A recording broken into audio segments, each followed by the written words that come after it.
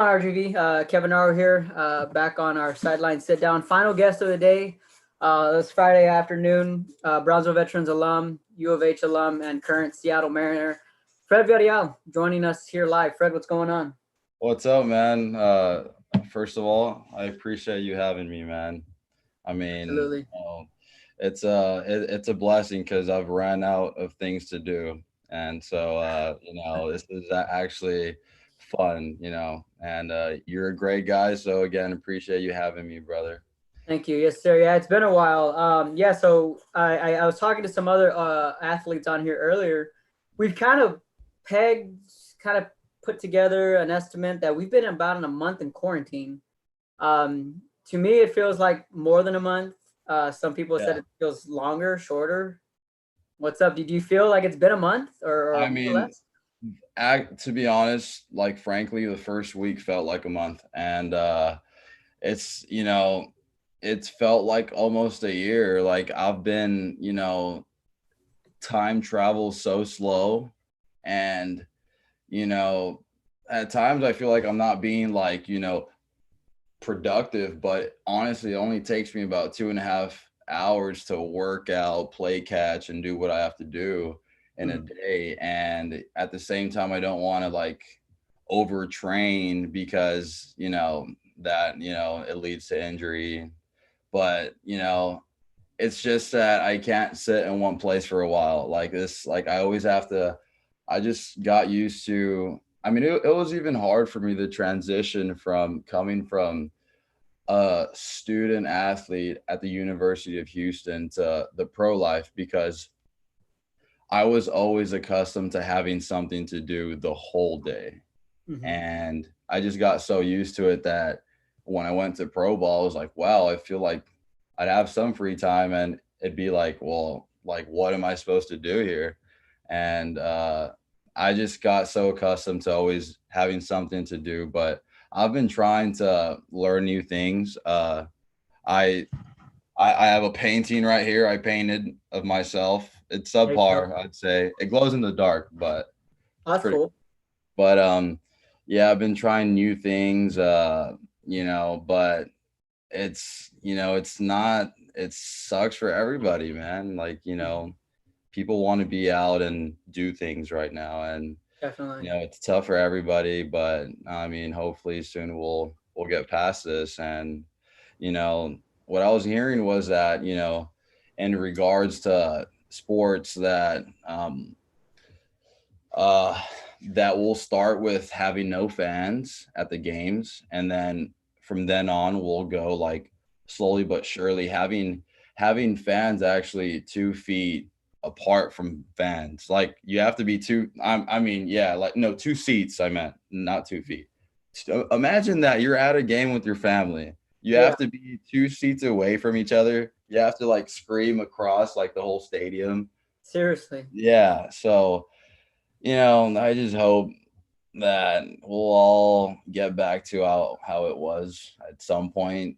I Mhm. feel like it won't be soon though. I feel like a Right. lot of things have to happen, and a Right. lot, things have to pass. I'm hearing about these phases that Trump just made, like phase one, phase two, phase three of like being where the local cities at. I'm not sure what Brownsville is. I heard we're not even like on any of the phases, so Mhm. we're slow right now, I guess, but people just have to, you know, they just have to learn how to be at home. Cause I know some people out there just like, nah, man, I'm good. I'm gonna go in the street. I'm gonna go for a cruise right now. I don't know, man, but Yeah. it's just what's right. Mhm. And yeah, Yeah. although yeah, there's also a lot of people on the road too. Yeah, there's a lot of people out there, but yeah. Have you binge watching anything or you gaming at all? Well, the first thing I saw when I heard about it was, of course, Tiger King, and Uh, you know, uh, old Carol Baskin is gonna get it. I'll tell you what. I'm kidding, but I saw that, and that was so funny. That was so funny, man. But that's probably the only thing I've seen.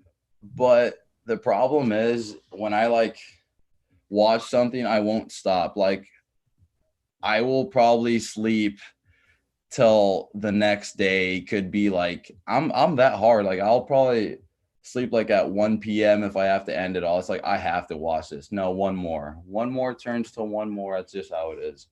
And well, yeah, I just saw Tiger King and I've been playing a lot of Xbox.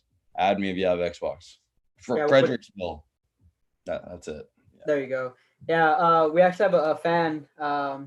Olivo Frankie has a question for you, Fred. He says, "What what are your workouts like since you've been back home?" And that's actually something that we were going to touch on next. Was that we've talked to pro athletes, college athletes, high school athletes on just having Yeah. to adjust from working out from home, not only with their schoolwork. Obviously, that doesn't apply to you these days, but Yeah.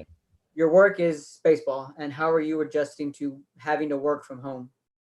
Well, to be quite honest, I'm glad I hopped into this pretty soon, and I learned to be a mental guy, like, and that's why, out of high school, it was a tough choice to make, to either choose to go pro or to go to Houston and to, get educated. And I thought, man, that was probably one of the hardest choices ever. But I'm glad I went to school because, I mean, I had all of the tools, but the only tool, honestly, I didn't have was up here. And that your mind is like the strongest thing you could ever have because, I mean, I learned that this path is like this, and there's a lot of things you can't control, like this virus that put us in our homes.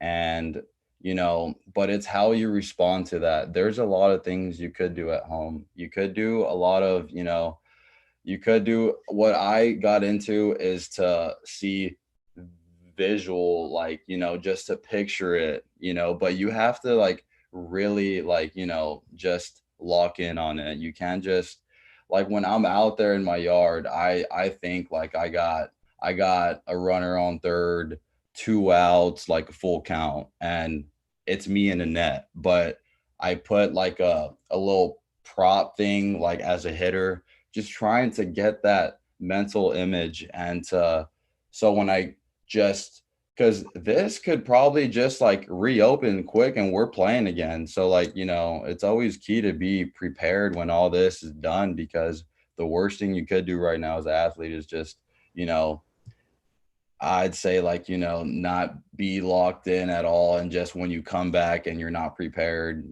so it's like, this is an off season for everyone, I feel like. And it's real important to be locked in, although you could use it as an excuse to not work as hard and, just blame people. But, even at times like these, you always have to hold yourself accountable to your work and your craft and how you want to perform because at some point all this will be over, and when it's over it's up to the athlete, did he prepare enough for it? So that's all it is right there for me. I don't blame the virus or anything. I just okay, how will I improve today, so. And that's that I only have like a couple of weights, but man, I'm out there as long as, until I feel something, and you at times you just have to work with what you got, so I hope As that a answers the question.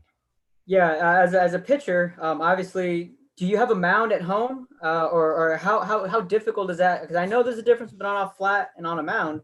Yeah. How is that Now working? I have mounds all over, but I have to order one. But I feel like as long as you just, your arm is like healthy and you've like trained your arm. Cause I mean, what I'm trying to do is, I mean, all I see as a pitcher is just you just have to locate even with every toss you do to a net. Like in like at the end of the day, I mean, and it'll probably help my velo just coming from a slope after. I mean, I haven't seen him out in a long time, but I feel like right when I get on one, it will feel like home. And, but man, yeah, I have not hopped on a mountain in a while. And that's why I'm planning. I've placed orders on all these things, but they have ran out. Like stores have ran out of things. Wow. Yeah, it's crazy. I ordered a tea for my 10-year-old brother, and they legit said that they ran out. Hmm. Yeah, That's crazy. crazy. Yeah, Um, because I mean, people are at home, and a lot of people play sports. So I yeah. feel like right when this happened, people were like on it, and were like, okay, I have to order this, I have to order that. All the like the hard fathers out there were probably like, okay, son, I'm gonna get you this tea right Yeah. now. We have to work. Yeah. Definitely. So So you all were in spring training, obviously, when everything started to unfold. We were talking to Tres Barrera earlier today, and earlier yeah, this week we were talking to Noel Vela. Just that you guys were in spring training. Noel had told us that their first idea, the first plan was that they weren't going to be going home at all. So Noel goes out there, throws a bullpen. He comes back into the clubhouse, and then they're asking for his flight information, saying, "Hey, you guys are going home." So it was for 1 minute to the next, at least for the yeah, Padres and what happened there. Was it a similar case with you guys and the Mariners? yeah, yes, it was exactly. So what we have, like, I mean, in the minors is called people who JIC. So it's JIC stands for just in case, and they choose like around 4 players to like 5 from the minors to play in a spring training game, like with the main dogs. And they had put me on the list against the Dodgers on Friday the 13th. Now, hold on. Friday the 13th. I just want everyone to know that. I'm just putting an emphasis on that date, Friday the 13th, and it was Thursday. And we got TVs all over the clubhouse. I'm just like looking. Then we're seeing all the SECs, ACC tournaments being canceled because of like that was the first time I saw the coronavirus because I don't watch a lot of TV, but we're in the clubhouse. I'm seeing that, and I was like, I'm not pitching tomorrow. Yeah, nah, this will get. And sure enough, they like canceled everything on the day I almost, had the chance to pitch in my first, major league spring training game. Mm-hmm. But, you know, it was so sad on my flight the next day home. I had a full row to myself. I was just head down like, man, this is probably gonna last for a long time because I mean it's a virus, man. Like it spreads. That's what it's meant to do. And yeah, it was. I mean, it is what it is. If it's meant to be, it's meant to be. But I don't. I was sad at that time, but I was like, okay, I have a choice either to go home and whine about it or go home and work even harder.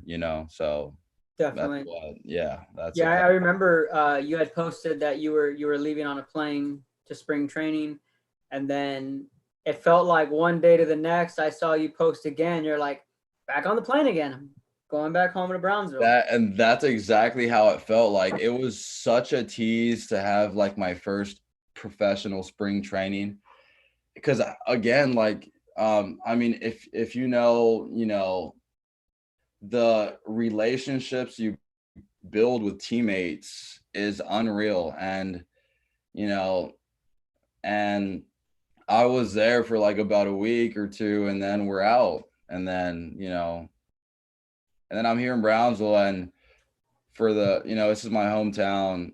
I don't have a lot of friends here because I mean, I've always been out of town all of my life, so I haven't had any like, all my friends happen in the sport. That's just how it is. And if you're an athlete, you could probably relate, traveling all the time, travel ball growing up. Haven't really had like like that, just a group of friends who are, just hang around with all the time. Nah, I haven't had that. So that's why I was pretty sad because all my real friends are like, I actually have one friend here, but all like, are my teammates. That's just how it is. You just Yeah, form that bond with a team, and that's how teams should be. You should have a bond and team chemistry. And that's how it should be. So Yeah. We were talking earlier about how you were saying how fans may have to be 2 seats away from each other. Yeah. Um, One solution that I saw that baseball is currently talking about, I'm sure you probably saw it, was where if there is baseball, they could probably be going to double inning, 7 inning doubleheaders. The games will be played in Arizona and in Florida. Yes. Cactus League, Grapefruit League, and Hmm. then you would have like the Astros in the same division as the Cardinals, the Mets, the Nationals. It's a very unorthodox division, Yeah. and it just I mean, obviously for guys like us, obviously for you, a player, you're like, yeah, let's do this. Let's play ball. As a fan, I'm like, whatever it Yeah. takes to bring baseball back. But if that is indeed the case and that is a solution, I mean, how do you handle that as a player, and what do you think about that possible scenario? Um. Well, I just feel like, I mean, it's just a lot of things. A lot of things are changing all because of like this one thing, and I just feel like I just feel like we have to do whatever is safest. Like, as long as we could get back to, having full 9 inning games, with the fans that want to be at that game, and at the end of the day, you know, you should love to have home field advantage and have all those fans just cheering you on, and that's how it should be. That's how a sports game should be. But when you have a thing like this happening right now, I feel like you just have to do what's safe, you know, and as again, this is hard for everyone. I'm pretty sure fans would not want to sit 2 seats apart from like their peers. Hmm. People are always used to, and it's always like the people who go to a game usually are like couples. You think a Yeah, couple want to sit 2 seats apart? Not really, and that's yeah, just I like, come on. They're gonna be like, oh hey, honey, from 2 seats away. Yeah, an air fire or something. yeah. So I mean, that's like tough. That's tough. Talk to us about the draft process while you were at U of H. When did you start to feel that you were going to get drafted, and what made you feel that the time you elected to declare for the draft, how you felt that time was right, and just walk us through the whole draft process on maybe some things that the fans don't get to see, as far as the draft process goes.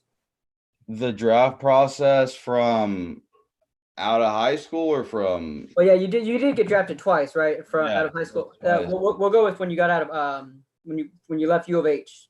Okay, well, at U of H, you kind of, at U of H, I came in the fall, and to be quite honest, I couldn't throw a strike. Like, I just legit, I'm not sure what it was, and I just, was all up in my mind, but uh, and that was in the fall, but again, I was a freshman. It's just, all this was new to me. And just like, I mean, it's a huge change from high school to college ball. And I mean, if, you could ask Tress and, all the people who went to huge schools and all that, you know, and it's just a huge change, and it just opens your eyes, and you're like, wow, like and in high school I got so used to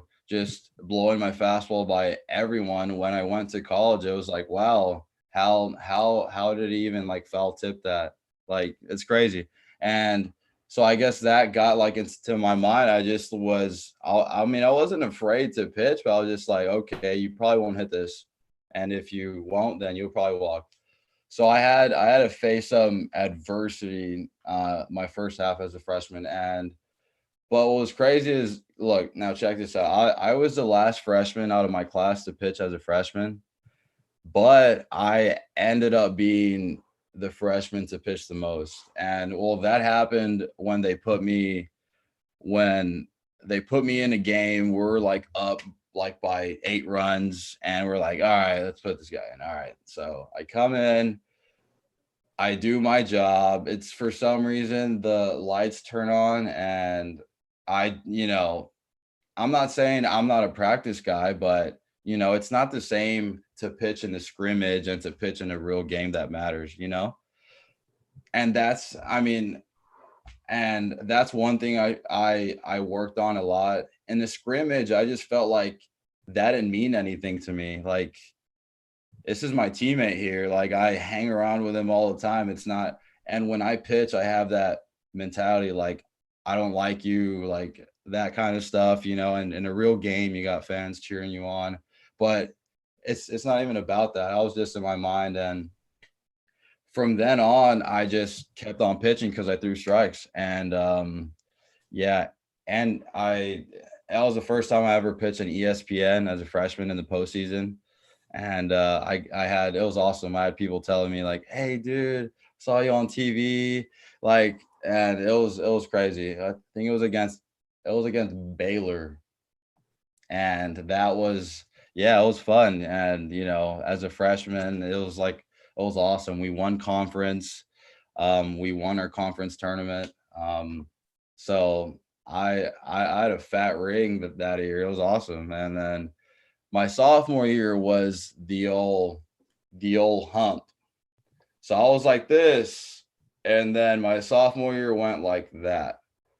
And my sophomore year was probably my sophomore year of college was the worst year of my entire life. And I say that because I got hurt, and then I came back and I couldn't throw a strike. Again, I had to face that kind of adversity again. And I wanted, I just thought to myself, I turned down the draft for me to come here to college and not play well. And, you know, at that point in my life, I had to make a choice whether I could, like, cry about it, be sad, just blame people, and just point the finger to things. But I just held myself accountable and made a choice that I will work my tail off to be where I'm trying to get, and that's to get drafted again. So went off. I had a horrible year my sophomore year. Had an ERA like a 4 or 5. It was bad luck. And then I came in my junior year just red hot, and I was like, all right. And my coach told me, all right, you're our closer, so just be loose, like around the 8th inning. Of course, just have your own routine. The first game of the season as a junior, I come in the 3rd inning and I pitch 5 innings. And well, I mean, and that's also why I have this hair right here. I was gonna ask. You got a I little. have this hair because last season I had a teammate say, "Hey, let me cut your hair." And so I was like, all right, like, I'm just like that kind of guy. I'm like, okay. And so the first game of the season as a junior, um, you know, pre-game, he just shaved the sides of the head, my sides off. So I was like, okay, cool. And so I went off that same day, and I pitched 5 scoreless innings. I was like, I guess I'll keep this hair. Although I look crazy and I get it. And, I don't, you know, people always, are like, oh, okay. Who's this guy? Like, that's why is he like that? But if you're into sports, that, I'm not saying I'm superstitious, but I am a lot. No, you're. I played baseball. And Yeah. baseball is a thing. I got you 100% with the Yeah. superstition. No, very. That's Very. just It's sport is weird. like It's that. strange. To this day, when I'm at a softball game or a baseball game, I still will walk on the white line. Me too. No, I'm it's the not even a thing, player bro. It's anymore. like, if you know, you know. And it's like, I think it's I think it's that way, honestly, because the sport is that hard.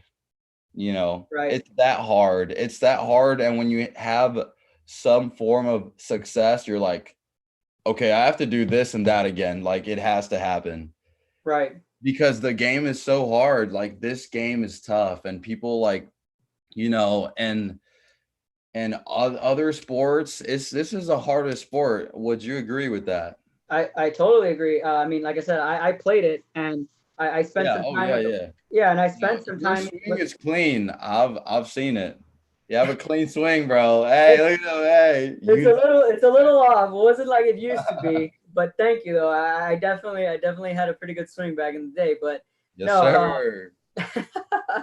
I was good at stealing bases though, man. I was ahead of my time Yeah, when you were, yeah. but Same. um talking with players and spending my time with the White Wings. Uh, I had guys tell me stories that they were drafted in this round and that round, and they played in minor league ball, and then Yeah. didn't work out because of an injury. I've seen guys where their contracts got bought out by. We had one guy named Aaron Gates. His contract was bought out by the Yankees. He played for the River Dogs for a little while in Low Mhm. A. Had another guy that got bought out by the Pirates.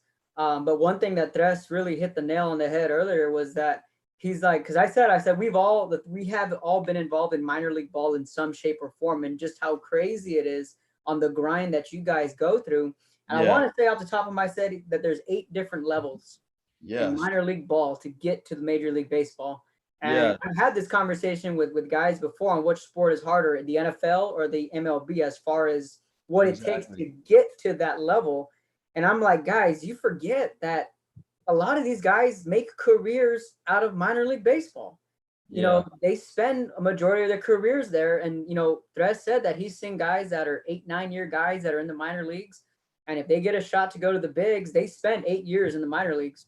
You know, so just talk about the grind of minor league ball and some things that you've learned so far, and just Yeah. it's difficult, and you're right, it is the toughest sport not only to play but to get to the major league level.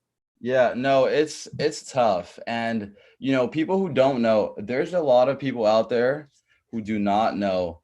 They just think, okay, you play pro, I'll catch you on TV. You're like, no, bro. Like there's a process to this, like a long one. And that's why again, it's a tough sport. And because I mean, as a hitter, you could go 0 for 4 one day, and then the next day you could go 4 for 4, and it's just a up and down game. But it comes down, to the person who makes the quickest adjustments, and that's how it is in all sports. And but with this one, a hitter has like what, zero point 0.4 seconds to react to a fastball clocked at 90. Yeah, And yeah, it's crazy. It's like, and it's also a slow game, and the game could change with one pitch. That's all it takes. it's Out what's of all the beautiful pitches, about it. it takes one pitch, and it's a slow game, and you have to be so like accustomed to like, just a line drive could go and you have to dive for that ball like at any second. It's crazy. So again, like every pitch matters, and that's why it's a hard game, because the score could be 1-1. It takes one pitch out of, you know, I don't know how many pitches are thrown in a game to change the whole game. And it's insane because, in football, what, you can't just throw a Hail Mary every single game, right? Hmm. Yeah, I mean, play Exactly. it, man. But in this sport, a ball left, right, down, the pipe as a meatball changes the whole game. Exactly. So Another thing that I kind of laugh at is that, well, baseball is boring and there's too many games in baseball, and baseball takes too long. Like, no, it doesn't. It's beautiful the way it is. it is. 162 games. And I think the best part is that, well, there's 162 games. Why do you need to win in April? Like, you got plenty of time to make it up. But, what we always say is you cannot win a pennant in April, but you can also lose it in April. Yeah, And and yeah, especially when we have game 163, yeah, right? When it takes an yeah, extra game, and I'm like, exactly our point. Like, what do you mean that game didn't matter in May and in June before the All-Star break when teams yeah. are fighting for the wild card or a division race the last week of the season, man?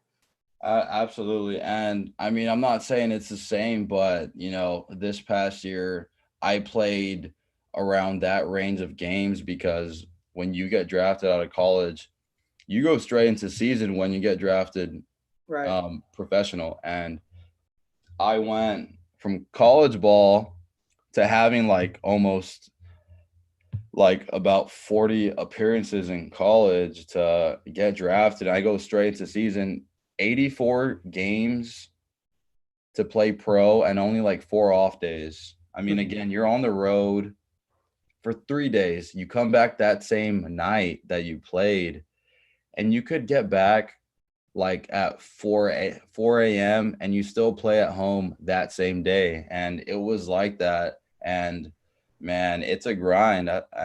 Like, again, for people who have spent a lot of time in the minors, I mean, those guys are hard up here. I'll tell you that much because there's a lot of traveling, a lot of, Yeah. and that's why, to recover is important. And it's just, people who are up there in the majors, I mean, props to them because they all went through this process. Their first year wasn't straight to the majors. That's not how it works. They all went through it. They played well. They passed the levels, and they're there for a reason. So I give props to Trez because I mean it's a grind, and everyone has to like. I'm close friends with like our first rounder and our fourth rounder. Like I'm like, and we're all like in the same boat. You're just Right. trying to take it a step at a time, and but the main goal is that, but that's not how I see it though. I approach it as, okay, I take it, I love to take things, and I learned this, in college. I love to take things a day at a time. Like, okay, how did I improve today? Right. Like, how, like I'm trying to win today. So, because to think, okay, I'm trying to be there, that won't help me. Like, I mean, yeah, that's the end goal, but I'm trying to like see how I could improve today so those days could add up. And then that day, that one day, I'm there in the majors. Like that's how I'm trying to approach it. Like just take it a day at a time. Like trying to see progress a lot more than results than anything. That's how it should be. That's how I see it. Progress over results. Because if you're a results guy, then you know you'll probably quit. Because it's not easy. It's a hard game. I mean, and that's for all sports. You at times you fail. Like that's part of it. That's what makes you the player you'll one day be. And with some people they quit, and but it's all about how you prepare and just learning from all the struggles. And that's how it is in the minors. I know some days I had a 0 ERA coming into like the last 4 outings, and I ended up with like a 4. But that's like the innings weren't like, like up to like 40 or like, Right. because one run when you're like in 12 innings is going to be a high ERA, Yeah. no, like say like 2 runs or 3, it's going to be high. But, you know, um, this is a game of, or I say all sports. It's just you have to learn how to fail. You just have to embrace it. I say embrace the suck. Embrace it because you know you could either choose to grow from it, or you could choose to point fingers at people and just but that's why I'm glad I went to the University of Houston because I got a lot. I worked with our mind coach. His name's Brian Kane, and he really like got me into the mental game, and it's very important. In high school, I didn't have that, and in high school, I would just think, okay, I'm gonna blow it by this guy because he just won't hit it, like that type of mindset, like Hmm. not really having a plan or routine or how I go about things. But in college, I learned how to deal with adversity and how to deal with an injury and how to deal with things you can't control. And things that, and not only does that help me in the game, but it helps me in life. Like at things like this pandemic. Can I control it? No. But what can I control? How I go about my work, how I could, that's how I see it, man. So Definitely. Definitely some good stuff from Brownsville Vets alum and yeah. U of H alum and Okay. current Seattle Mariner Fred Villareal. Fred, before we wrap up, any shout outs that to anybody, family, friends you want to give a shout out to? You just put me on the spot. I just Breathe, want to come give a on. shout out to my family, athletes. At the end of the day, it's all about family. And that's how it should be. They're my why, like why I work so hard, because they have sacrificed a lot for me, and I know your parents have probably sacrificed a lot for you, and they provide you with, a screen to watch us right here, Yeah, the Wi-Fi. and the Wi-Fi, the shelter, the food, all that stuff. So you should always, appreciate your parents, because right now we're in a crisis and you might not know. So, I mean, my family and my close friend, Rob Anthony, who's here, he's around there. But yeah, so that's it, man. I'm trying to provide some great vibes for Brownsville. And I mean, if they have any questions with me, or I mean whoever has questions for me, Yeah, and give your Twitter and Instagram handle so people can reach out if anything. my Twitter is at, oh, here, I'll just pull it up real quick because I got it. All right. At, oh, that's wrong. At, okay, that's backwards. It's just at Village Fred. At You'll Village find me. Fred. But yeah, if y'all have questions or help, actually hit us up because we have the answers. There you go. There you go. Yes, Definitely. sir. So at Village Fred, and we'll tag him later on Twitter. That way you Yeah. can give him a follow there. And like I said, athletes, reach out to Fred if you have any questions. He's been giving back to the community. So Fred, thanks for joining us, bro. It's good Yeah. talking to you. Stay home, stay healthy, and hopefully we can have you back on again soon. Yeah, man. Hey, appreciate that, boss.